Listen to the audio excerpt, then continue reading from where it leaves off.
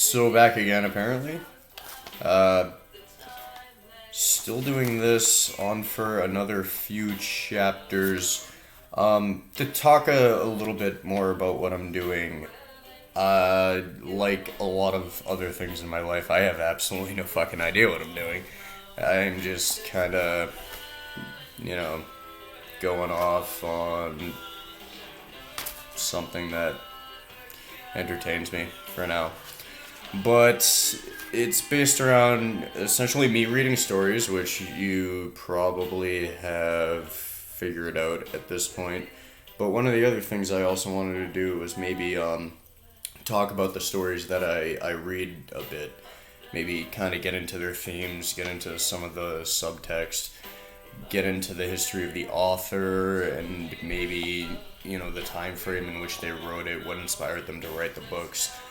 But I am not going to do that for every time that I sit here and read some stories.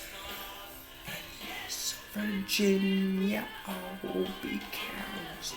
And I also am going to be listening to music while I do it. I don't know if you can hear it right now. It's the Dresden Dolls at this point. So, another running trend. I might get distracted while I'm reading or talking and just fall into some music. Anyway, like I was saying, aside from reading the actual book, I'm going to rant about some things about the book, but I'm not going to do that all the time. Sometimes I'm just going to just go straight through and read the story, and that'll be it. So, tune in. Don't tune in. Sit down with me and listen to me as you're hanging out in Switzerland, rolling your spliffs in the morning. I can miss you, you know I do. Alright, so let's get to it. Chapter 5, The Landing on the Island. In the early morning, it was the second morning after my recovery, and I believe the fourth after I was picked up. I awoke through an avenue of tumultuous dreams of guns and howling mobs, and became sensible of a horse shouting above me. I rubbed my eyes and lay listening to the noise, doubtful for a little while of my whereabouts. Then came the sudden pattering of feet, the sound of heavy objects being thrown about, a violent creaking and rattling of chains. I heard the swish of the water as the ship was suddenly brought round, and a foamy yellow-green wave flew across the little round window and left it streaming. I jumped into my clothes and went on deck. I gotta adjust the music just a little bit.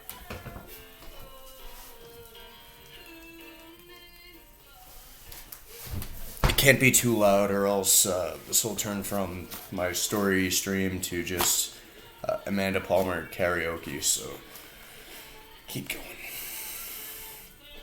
As I came up the ladder, I saw against the flushed sky, for the sun was just rising, the broad black and red hair of the captain, and over his shoulder, the puma spinning from a tackle rigged on the mizzen spanker boom. The poor brute seemed horribly scared and crouched in the bottom of its little cage. "Overboard with him!" bawled the captain. "Overboard with him! We'll have a clean ship soon as the whole bilin' of 'em." He stood in my way so that I had perforce to tap his shoulder to come on deck.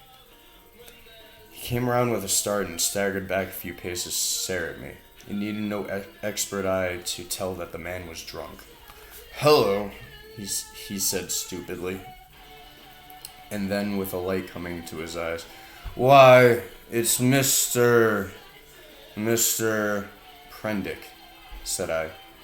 "Prendick be damned," he said. "Shut up, that's your name.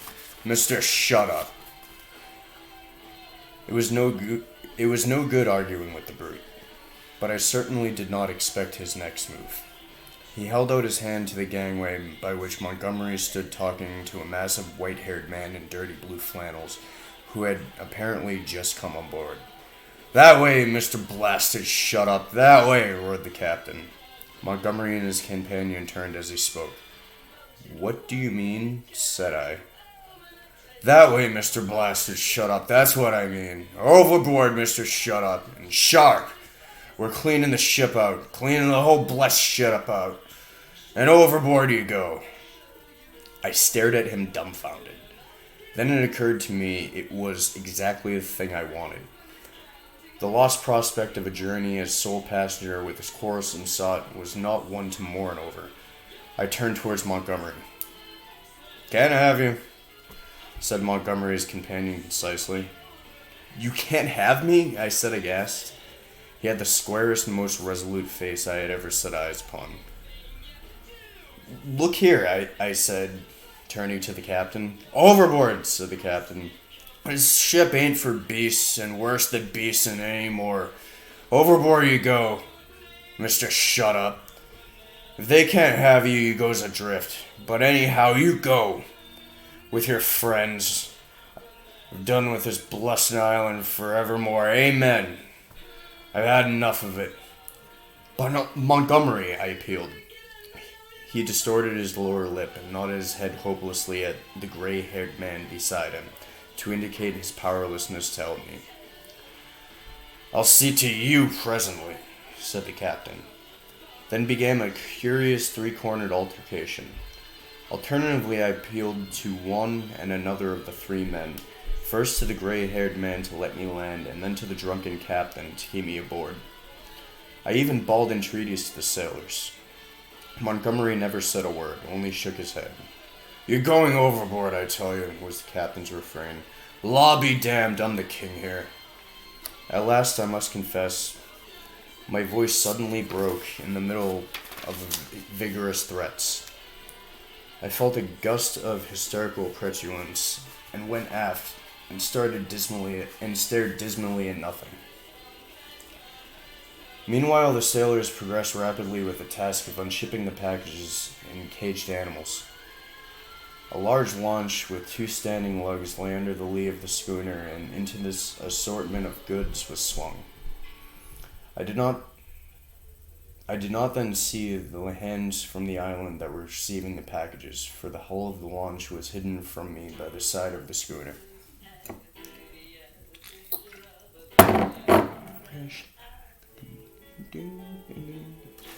Neither Montgomery nor his companions took the slightest notice of me, but busied themselves in assisting and directing the 4 or 5 sailors who were unloading the goods. The captain went forward, interfering rather than assisting. I alternatively was despairful. I was alternatively despairful and desperate. Once or twice, as I stood waiting for things to accomplish themselves, I could not resist an impulse to laugh at my miserable quandary. I felt all the wretcheder for the lack of breakfast. Hunger and a shortage of blood corpuscles take all the manhood from a man. I perceived pretty clearly that I had not the stamina either to resist what the captain chose to do to expel me, or to force myself upon Montgomery and his companion. So I waited passively upon my fate, and the work of transferring Montgomery's possessions to the launch went on as if I didn't exist. Presently that work was finished, and then came a struggle. I was hauled, resisting weakly enough, to the gangway. Even then I noticed the oddness of the brown faces of the men who were with Montgomery in his launch, but the launch was now fully laden, and they shoved off hastily. A broadening gap of green water appeared under me, and I pushed back with all my strength to avoid falling headlong. The hands in the launch shouted derisively, and I heard Montgomery curse at them. And then the captain, the mate, and one of the seamen helping him ran me aft towards the stern. The dinghy of the Lady Van had been towing behind. It was half full of water, had no oars, and was quite unviculated.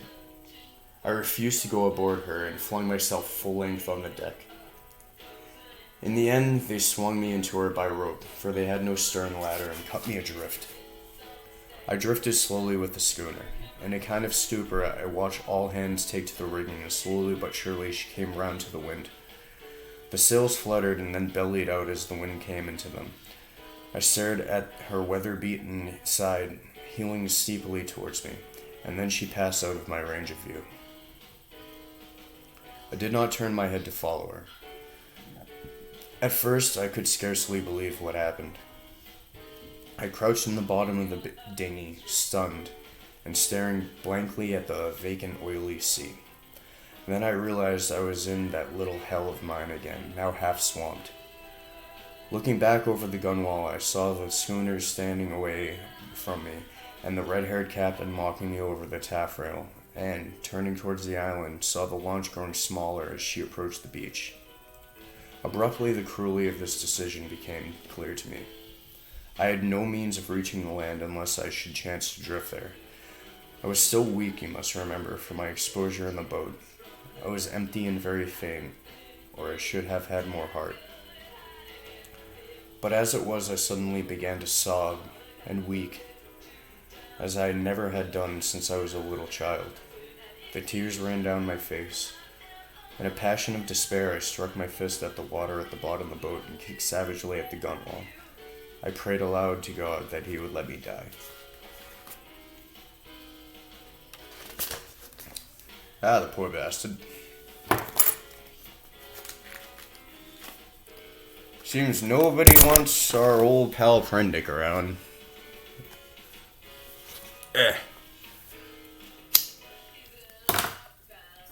Again, stuck in a boat with drunken sailors, and now finally reached the island of Docto Moreau. And they don't want his ass either. You know, I would hang out with him. He seems like someone I wouldn't want to starve to death in a lifeboat. Either way, let's find out what happens. Chapter 6. The Evil-Looking Boatman.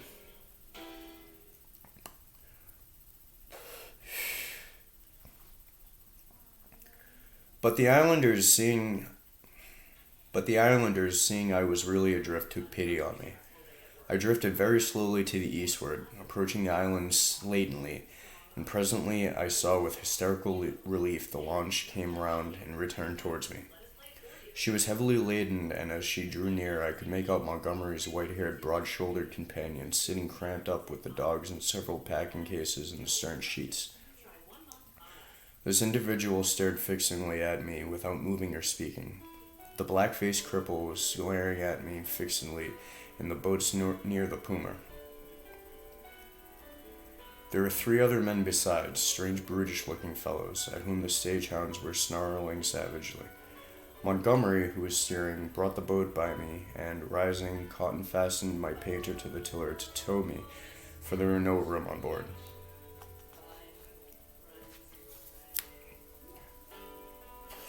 I had recovered from my hysterical phase by this time, and answered his hail as he approached bravely enough. I told him the dinghy was nearly swamped, and he reached me a piggin. I was jerked back by the rope tightening between the boats. For some time I was busy bailing. It was not until I had got the water under, for the water in the dinghy had been shipped, the boat was perfectly sound, that I had leisure to look at the people in the launch again. The white-haired man, I found, was still regarding me steadfastly, but with an expression, as I now fancied, of some perplexity. When my eyes met his, he looked down at the stage-hounds that sat between his knees. He was a powerfully built man, as I have said, with a fine forehead and rather heavy features, but his eyes had the odd drooping of the skin above his lids that often came with the advancing years, and the fall of his heavy mouth at the corners gave him an expression of pugnacious resolution. He talked to Montgomery in a tone too low for me to hear. From him my eyes traveled to his 3 men, and a strange crew they were. I saw only their faces, yet there was something in their faces, I knew not what, that gave me a spasm of disgust. I looked steadily at them, and the impression did not pass, though I felt to see what had occasioned it. They seemed to me then to be brown men, but their limbs were oddly swathed in some thin, dirty white stuff down even to their fingers and feet. I have never seen men so wrapped up before, and women only so in the East. They wore turbans, too, and thereunder peered out of their elfin faces at me, faces with protruding lower jaws and bright eyes. They had lank black hair, almost like horsehair, and seemed, as they sat, to exceed in stature of any race of man I had ever seen. The white-haired man, who I knew was a good 6 feet in height, sat a head below any of the other three. I found afterwards that really none were taller than myself, but their bodies were abnormally long, and the thigh part of the leg short and curiously twisted.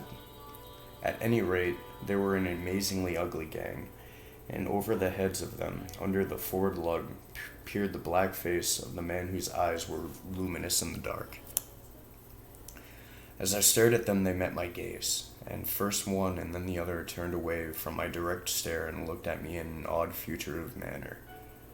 It occurred to me that I was perhaps annoying them, and I turned my attention to the island as we were approaching.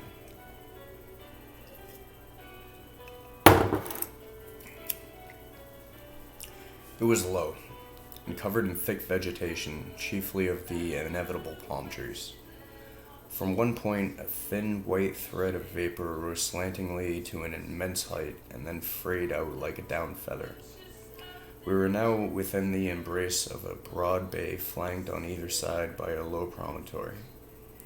The beach was of dull gray sand and sloped steadily up to a ridge perhaps 60 or 70 feet above sea level, and irregularly set with trees and undergrowth. Halfway up was a square stone enclosure that I found subsequently was built partial of coral and partial of pumiceous lava. 2 thatch roofs peeped from within the enclosure.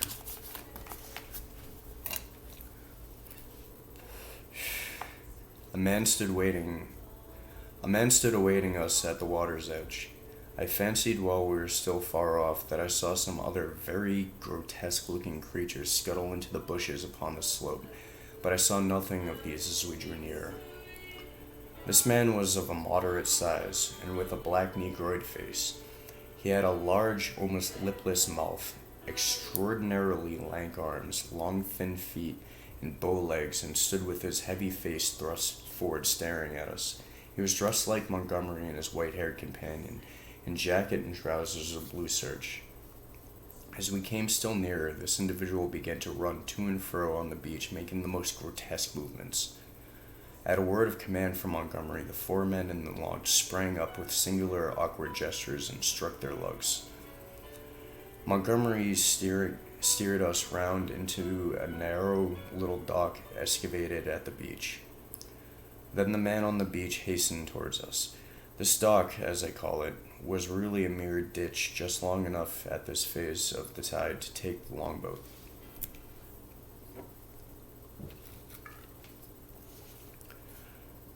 I heard the bows ground in the sand, staved the dinghy off the rudder of the big boat with my piggin, and freeing the painter, landed. The 3 muffled men, with the clumsiest movements, scambled out upon the sand and forthwith set to landing the cargo, assisted by the man on the beach. I was struck especially with the curious movements of the legs of the 3 swathed and bandaged boatsmen. Not stiff they were, but distorted in some way, as if they were jointed in the wrong place. The dogs were still snarling, and strained at their chains after these men, as the white-haired man landed with them.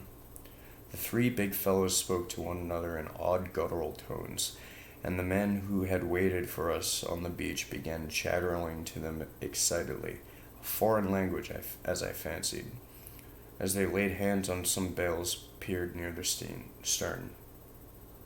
Somewhere I had heard such a voice before, but I could not think where. The white-haired man stood holding in a tumult of 6 dogs and bawling orders over the din. 1 second, I gotta figure out what's going on with my music.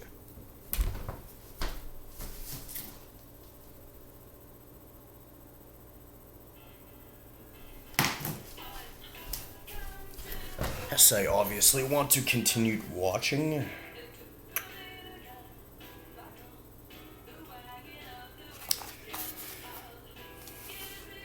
Montgomery, having unshipped the rudder, landed likewise and all set to work at unloading. I was too faint, what with my long fast and the sun beating down on my bare head, to offer any assistance. Presently the white-haired man seemed to recollect my presence and came to me. "You look," he said, "as though you have not breakfast." His little eyes were a brilliant black under his heavy brows. "I must apologize for that. Now you are our guests, we must make you feel comfortable, though you are uninvited, as you know." He looked keenly into my face. "Montgomery says you are an educated man, Mr. Prendick. Says you know something of science. May I ask what that signifies?" I told him I had spent some years at the Royal College of Science and had done some research in biology under Huxley. He raised his eyebrows slightly after that. "That alters the case a little, Mr. Prendick," he said with a trifle more respect in his manner. "As it happens, we're biologists here. This is a biology station, of a sort." His eyes rested on the men in white, who were busy hauling the Puma on the rollers towards the walled yard. "I am Montgomery, at least," he added. Then, "When you will be able to get away, I cannot say. We're off the track to anywhere. We see a ship once in a 12-month or so." He left me abruptly and went up the beach past his group and, I think, into the enclosure. The other two men were with Montgomery, erecting a pile of smaller packages on a low-wheeled truck. The llama was still on the launch with the rabbit hutches, the stage-hound still lashed to the thwarts. The pile of things completed, all three men laid hold of the truck and began shoving the ton weight or so upon it after the Puma. Presently Montgomery left them and came back to me, held out his hand. "I'm glad," said he. "For my own part, the captain was a silly ass. He'd have made things lively for you." "It was you," said I, "that saved my life again." "That depends. You'll find this island an infernally rum place, I promise you. I'd watch my goings carefully if I were you." He hesitated, and seemed to alter his mind about what was going on in his lips. "Wish you'd help me with these rabbits," he said. His procedure with the rabbits was singular. I waded in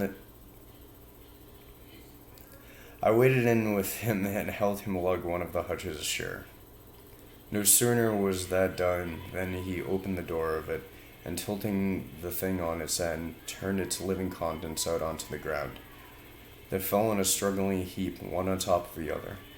He clasped his hands, and forthwith they went out with the hopping run of theirs, 15 or 20 of them, I should think, up the beach.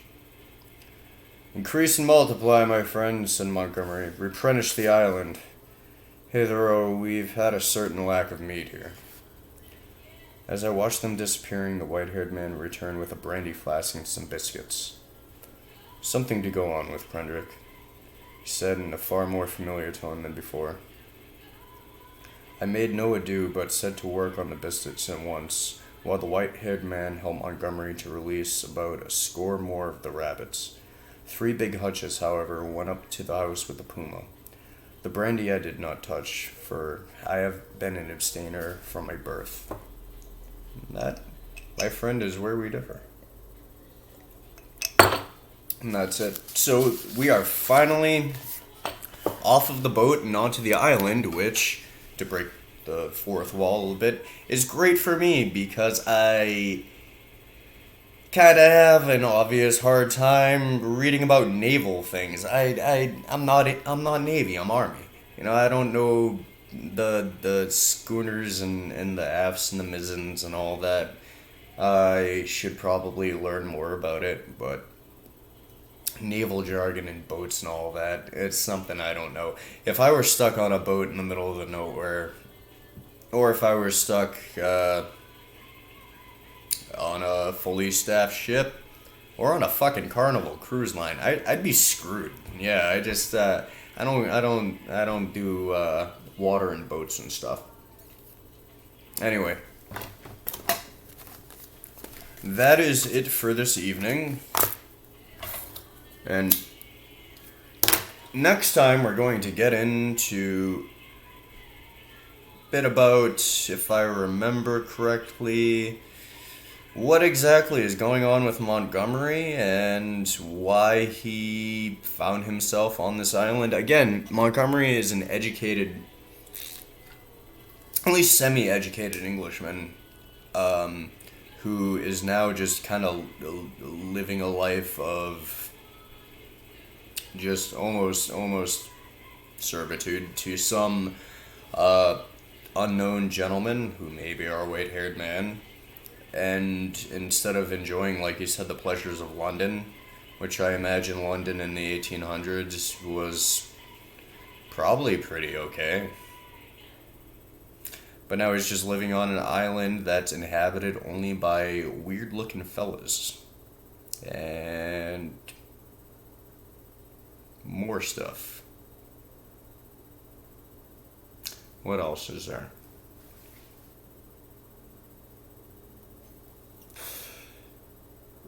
We'll get into a bunch of weird science and people playing God and more survivor horror stuff and yeah, some down the road, to kind of tease you along to keep you paying attention. Some body horror that would make Cronenberg blush. So that's it for tonight. Have a good evening. I can't end it on that. That was corny. Have a good evening. I should come up with like a cap to my, like a catchphrase. What is my will you be my neighbor? I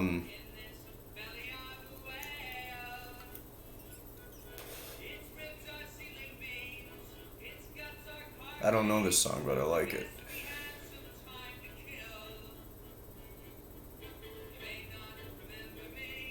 Anyway, next time.